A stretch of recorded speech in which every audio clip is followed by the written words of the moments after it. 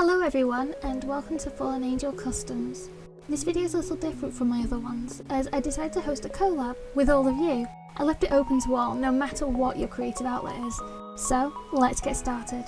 Inspired by some swimsuits I'd seen around this year and the fact it is a summer themed collab, I decided to have the main outfit of this project be a swimsuit. So, using a leotard pattern I created in the past, I used it as a base template to get the shaping right, cutting it out of a pastel purple fabric before sewing up the section at the crotch. With the crotch section sewn, I also sewed up the side seams on both sides, flipping it right side out and hemming the leg holes, testing the fit before setting to work on the alterations. For the alterations, I took a pencil and carefully marked where I wanted the new neckline to go, being careful to make sure it was even all the way around before cutting off the upper section.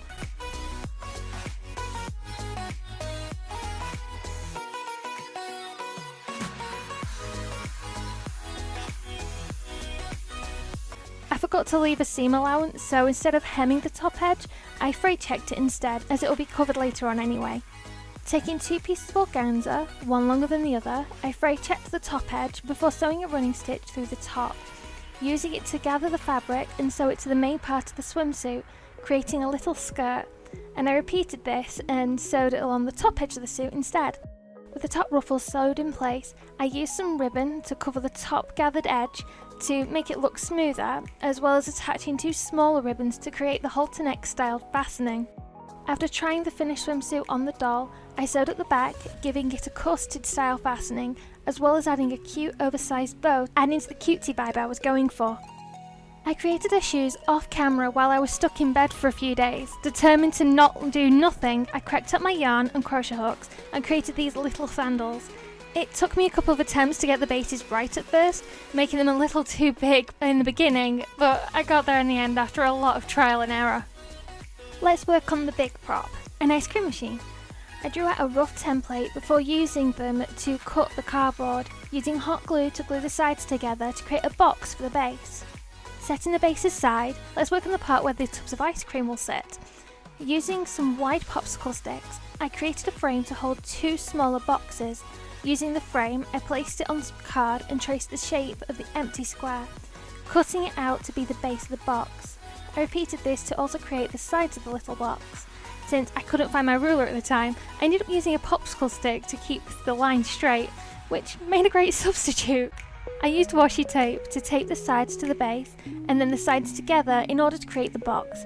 Lining it up with the inside of the frame, I used sellotape to hold it in place. Using more popsicle sticks and hot glue, I built up the frame to make a sliding mechanism for the doors to open and close. I cut two sticks in half before using a sandwiching method. Half stick, half stick, and then a final full stick. This way, the doors will be able to slide freely in the gaps where the half sticks are. I repeated this for both sides.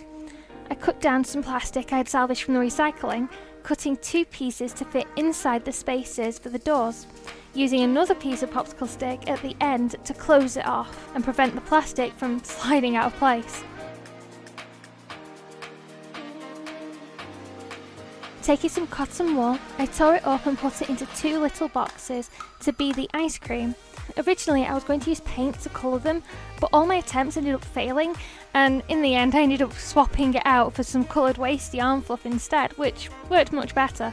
I quickly added a light wash of silver to give it a metallic look to the popsicle sticks. Returning to the main box section, I used some purple wrap that is sticky on one side and used it to cover the entire box as seamlessly as possible, before hot gluing the popsicle stick frame in place. Taking this lace I received as a gift from a swap I took part in, I glued it down all the way around the edge of the box, using it to hide the rough edge of the popsicle stick frame, while also giving it its own cute little charm to go along with our little beach cutie. I started with pastels, adding blushing to her cheeks, nose and hairline with a pink tone.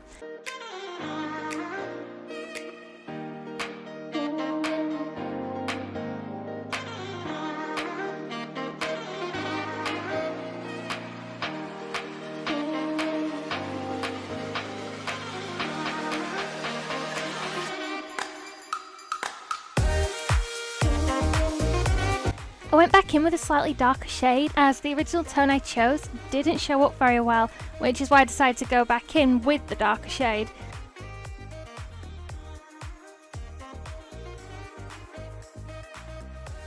I used brown and yellow tones to give a more natural shadow to her eyes, and orangey reds for a natural look to her lips.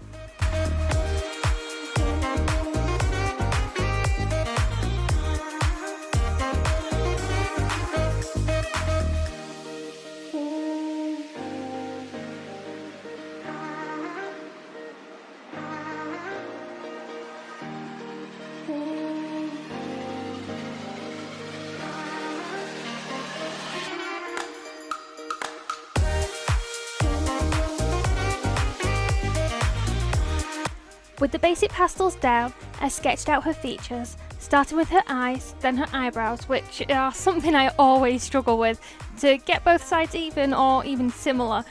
But you know what they say, practice makes perfect.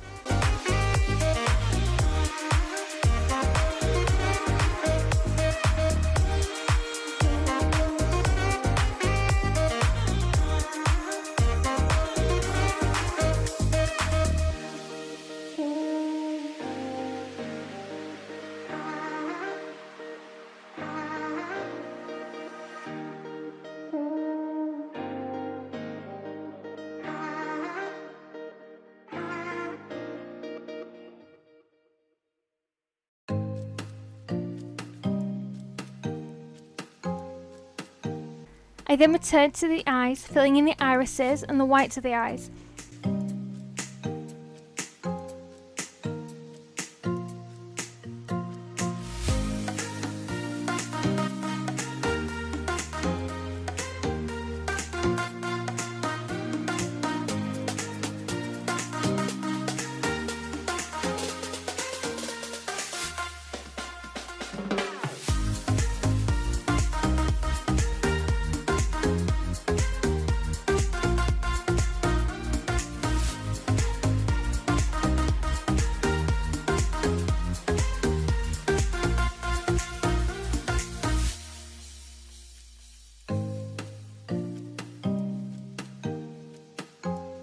I used a darker red to fill in her inner lip, using it to turn up the corners of her mouth to also give her a sweet little smile.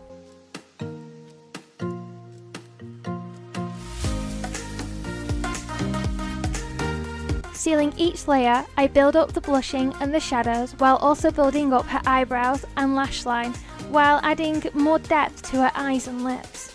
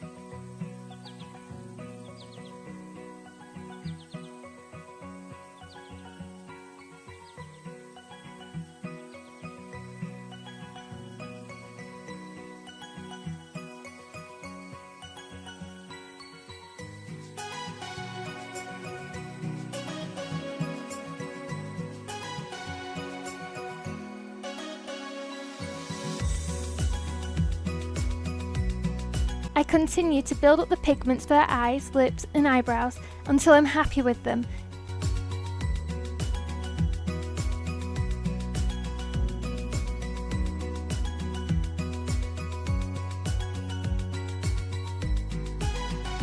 I decided while I was darkening her lash line that I wanted to add a beauty mark. At first I couldn't decide if I wanted it under her eye or by her lips, so I decided why not to do both.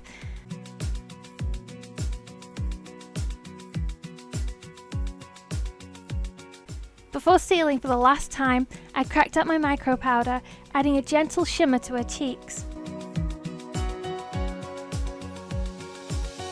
Using white acrylic paint and a toothpick, I added the highlights to her eyes before finally applying gloss to her eyes and lips.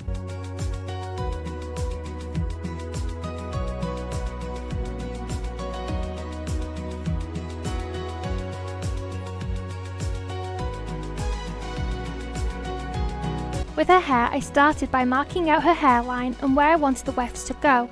I started with one side at a time, working with the blue-green wefts, moving on to the light blonde, and finally the slightly darker blonde on the top. I repeated this on the other side before putting both sides into braids.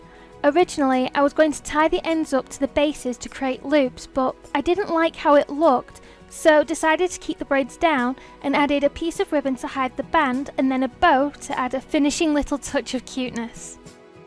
Are you ready to meet her? I'd like you to meet Sandy. I decided last minute to create her a little ice cream cone with some card and a little bit of the fluff from the ice cream box. I love how sweet she turned out. It was a little unusual to work on an Ever After high base, but I definitely enjoyed bringing her to life. Don't forget to check out the hashtag SummerCollab2020 over on Instagram to see everyone else's hard work and contributions to this collab. Stay safe and I'll see you all in the next video. Until next time.